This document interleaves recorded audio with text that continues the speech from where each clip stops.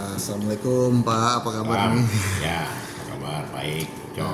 Gimana nih Pak selama menjabat Waka di Badan Halal nih? Ya, ya alhamdulillah masih diberikan kepercayaan oleh pemerintahan baru Pak Prabowo Gibran pada tanggal 22 Oktober 2024.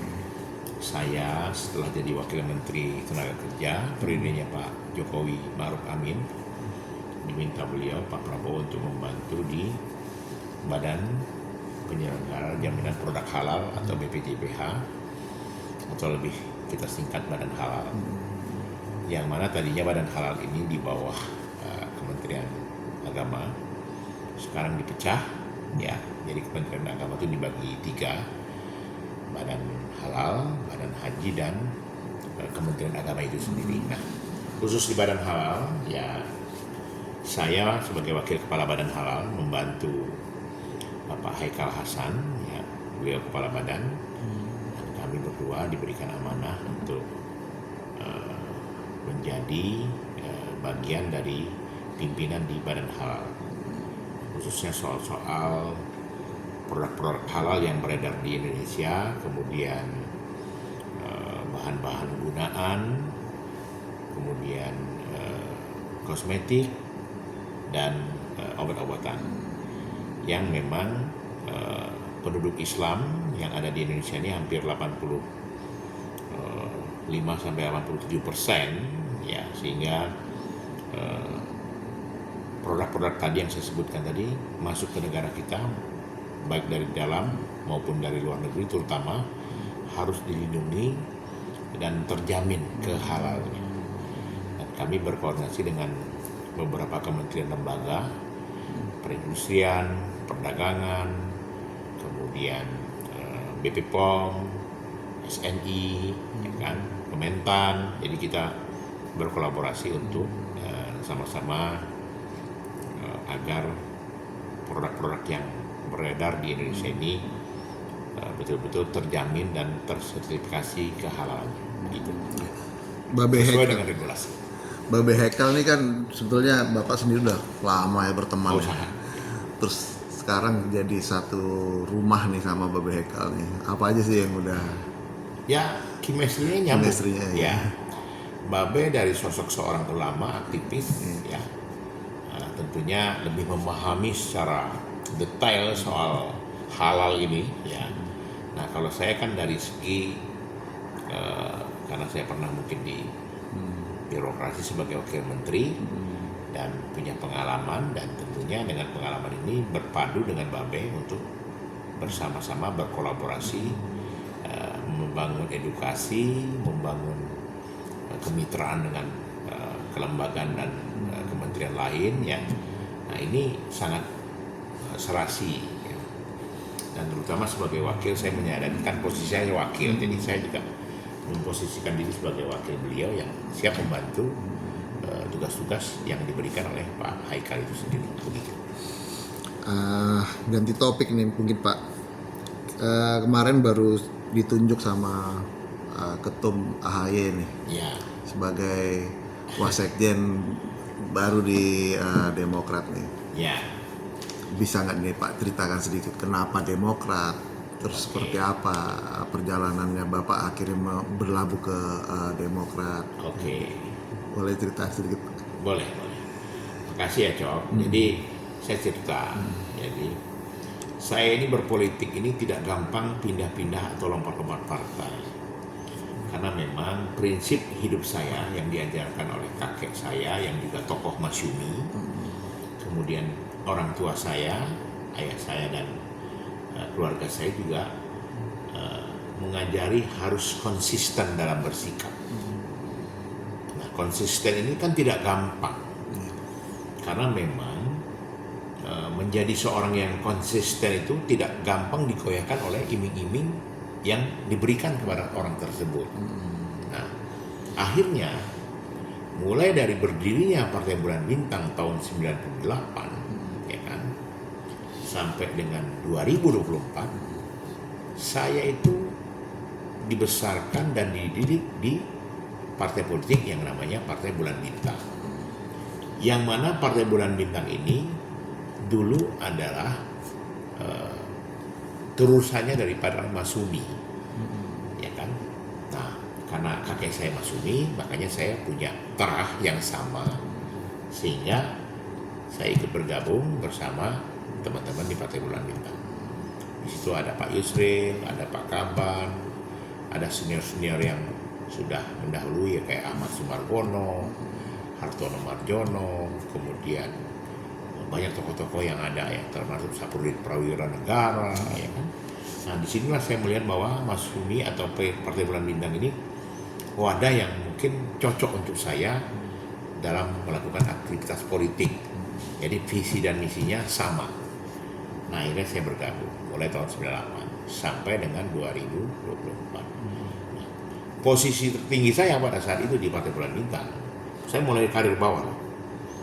Mulai dari ketua salah satu sekretaris departemen, naik menjadi ketua departemen, kemudian menjadi organisasi saya partai namanya Brigade Hizbullah di DKI, kemudian masuk ke kancah politik nasional menjadi komandan Brigade Hizbullah nasional, kemudian masuk di tahun 2015 saya baru jadi ketua, ya kan. Kemudian ada peralihan di 2017 saya menjadi sekjen PBB sampai dengan 2024. Jadi cukup lama.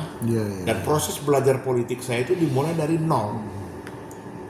Di situ saya diajarkan berpolitik oleh senior-senior yang ada, ya.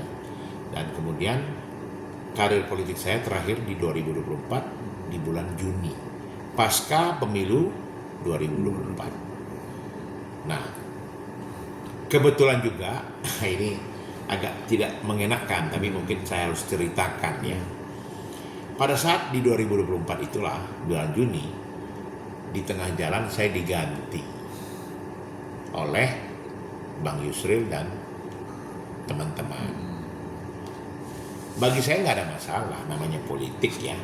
Tetapi saya kaget aja karena saya merasa bahwa saya tidak pernah punya salah dan saya tidak pernah punya hal yang melanggar aturan menurut saya.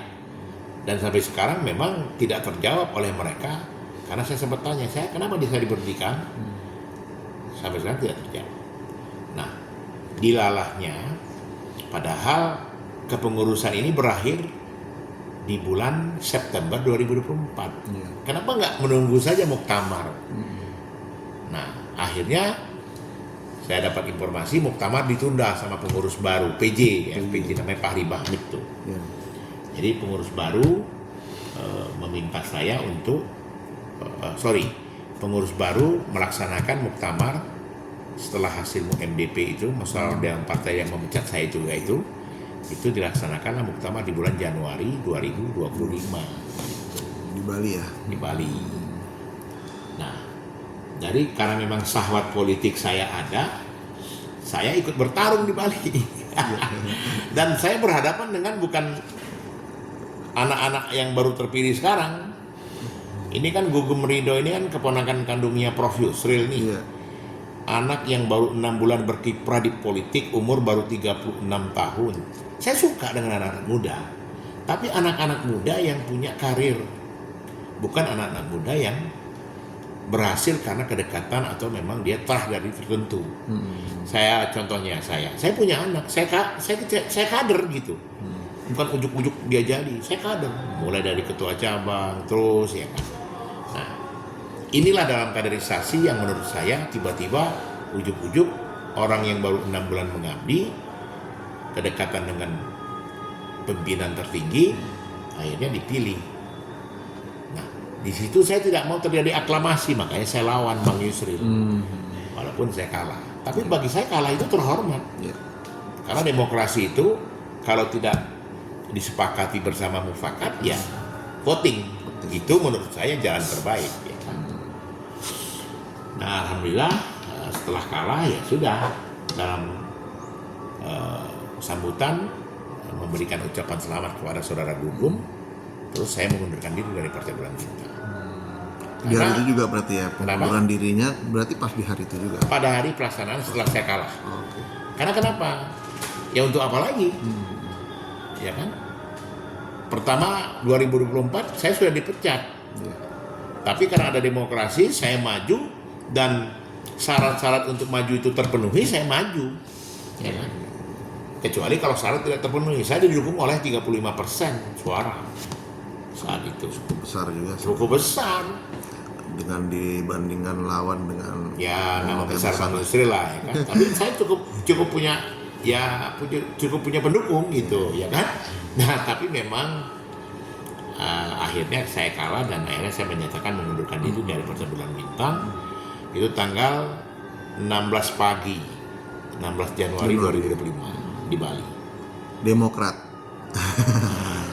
Bukan Demokrat dulu, belum ada. Belum. Karena saya ini sekjen, jadi pergaulan saya ini banyak.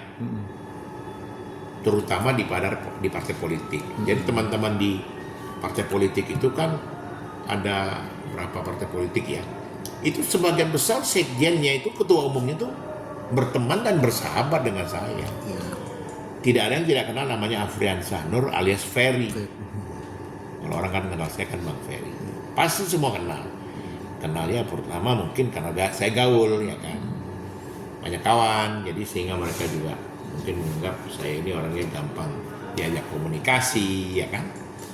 Nah, itulah terus bangun komunikasi. Setelah mereka tahu saya berhenti, tidak lagi di PBB resmi, mereka banyak juga mengajak. Jadi bukan hanya Demokrat. Ya, banyak partai orang. Banyak, terutama beberapa partai yang saya sebutkan. Contohnya, alhamdulillah waktu itu Caimin pernah mengajak juga, PKB langsung. Kemudian PAN, Pak Zulhas juga. Kemudian PSI, Mas Kaisang juga. Kemudian Perindo, Mbak Angela juga. Kemudian apa lagi? Waktu saat Bang Erlangga jadi ketua umum Golkar juga sama. Sambil Bang Erlangga bilang, ayo bro, ikut Golkar aja, di bawah pohon beringin Anda lebih terlindungi, lebih adem gitu. Saya ketawa aja. Tapi bagi saya tawaran itu menarik karena semua menawarkan, artinya semua merespon. Kita ini punya kekuatan, kita ini punya kemampuan, dan alhamdulillah kalau sudah ditawarin begitu kan artinya respon teman-teman ini positif untuk saya. Saya tidak menampilkan semua baik, semua sangat baik sama saya ya. Nah tapi kan tentunya tidak bisa langsung atau tidak semua saya harus masuk partai, nggak mungkin kan, harus satu partai politik ya kan. Nah kebetulan ini ada sejarah Bang Uco. Iya. Sejarahnya apa? Saya dengan Partai Demokrat itu sudah sangat mengenal baik. Karena waktu PBB mendukung Pak SBY di tahun 2004, saya mulai bergabung dengan timnya Pak SBY itu PBB ini 2003 sebagai kader PBB yang diusung untuk mendukung Pak SBY JK waktu itu. Saya sudah bergaul dengan teman-teman Partai Demokrat 2003. Berarti kalau 2003 sampai sekarang sudah 22 tahun. Nggak sebentar. Kemudian Pak SBY menang, ya kan? Saya terus lanjut, ya kan? Berkomunikasi dengan timnya Pak SBY. Nah, periode kedua beliau maju lagi, saya mendukung lagi. 2009 SBY Budiono ikut bergabung lagi. Terus komunikasi lanjut dengan teman-teman di Demokrat sampai sekarang. Jadi senior Demokrat tuh kenal saya semua, Bang Andi Malarangeng, Benika Harman, kemudian Pak Mangindaan, Amir Samsudin, Pak Sarip Hasan, semua kenal, ya kan? Nah termasuklah Pak SBY gitu. Dan orang tahu waktu itu saya sedikit ada ribut-ribut di PBB, dan mungkin karena ribut-ribut itulah mereka ya partai-partai yang saya sebutkan tadi mengajak. Nah tentunya saya harus mengambil satu pilihan, nggak mungkin semua saya ambil. Nah kedekatan chemistry inilah yang membangun saya pingin bergabung di Demokrat. Nah tawaran di Demokrat bukan tawaran abal-abal, di partai lain juga bukan tawaran abal-abal, cuman chemistry-nya. Nah kedekatan saya dengan Pak SBY dan Mas AHY sendiri yang ketika kita kampanye dengan mendukung Pak Prabowo Mas Gibran itu kan terus komunikasi dan intens gitu. Jadi alhamdulillah di tengah-tengah kesibukan ketemu ngobrol nyambung ngobrolan. Nah visi misinya menurut saya nyambung juga dengan visi misi saya gitu. Dan saya mengingat juga salah satu tokoh di Partai Bulan Bintang dulu terkenal, dia namanya Pak Ahmad Kiai Haji Ahmad Sumargono Bang Gogon almarhum ya. Beliau mengingatkan saya, Ferry, kita itu berpolitik jangan pantang surut. Kalau partai ini menolak kita, bisa kita berbuat di tempat lain, di partai lain. Penting bagi kita visi dan misi yang sama, dan tujuan mulia Anda adalah membangun rakyat, membangun Indonesia, walaupun di kendaraan yang berbeda. Jadi itu saya tanamkan. Oh ya sudah. Nah disitulah saya berpikir, saya 26 tahun loh di PBB. Iya, 26. Bukan ikut loncat loh Bang Acong. Ya kan? Iya. Nah akhirnya alhamdulillah di sinilah saya mungkin dengan loyalitas yang penuh, dengan komitmen yang kuat, sehingga mereka atau orang-orang itu percaya sama saya. Nah saya berdoa semoga dengan bergabungnya saya di Partai Demokrat, ya kan, saya memberikan darah segar untuk Demokrat, memberikan kekuatan baru untuk Demokrat, ya kan. Nah terutama juga saya melihat sosok Mas AHY yang ketua umumnya yang humble, yang punya punya visi dan misi yang kuat untuk Indonesia, anaknya cerdas, baik, ramah, ya kan. Kemudian juga punya sikap, ya kan, punya. Jadi pemimpin itu tidak boleh pelin-pelan gitu, ya kan, betul-betul harus tegas gitu. Jadi itu yang saya suka dari beliau. Artinya kan membawa darah baru dalam Partai Demokrat. Ya. Artinya visi misi ini harus lebih ditanamkan lagi dalam setiap perjalanan berpolitik. Ya. Untuk Bapak sendiri nih, apa sih yang harus Bapak lakukan untuk Demokrat ke depannya nih, untuk supaya Demokrat kembali bangkit lagi dari Jadi pengalaman ya, 2004 Demokrat pernah 7% lebih. Iya. 2009 Demokrat pernah 23%. Sejarah ini ya. Iya.